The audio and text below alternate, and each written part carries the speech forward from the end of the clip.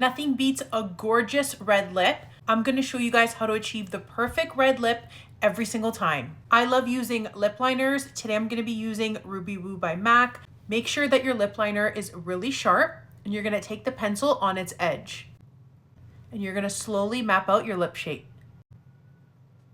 Using the pencil on its edge is gonna give you more control of the lip pencil. Hopefully you can notice, but as I reach the inner corner of my lips, I make sure not to overdraw any of this area or your lips will look really exaggerated. However, you can overdraw the bottom and the cupid's bow. Once that's complete, you can fill in your lips a little bit with the lip pencil. This will make sure that your lipstick is gonna last all day and it's gonna be super opaque. For the lipstick, I'm gonna be using one by Kylie Jenner. Looks like this. I'm just gonna apply that right in the center.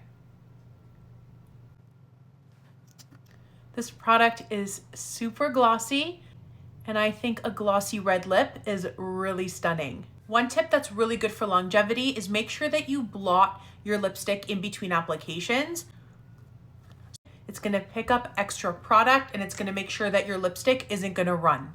So if you've made any mistakes that you need to clean up, or if you want a super crisp line, this is the last step that I love to do.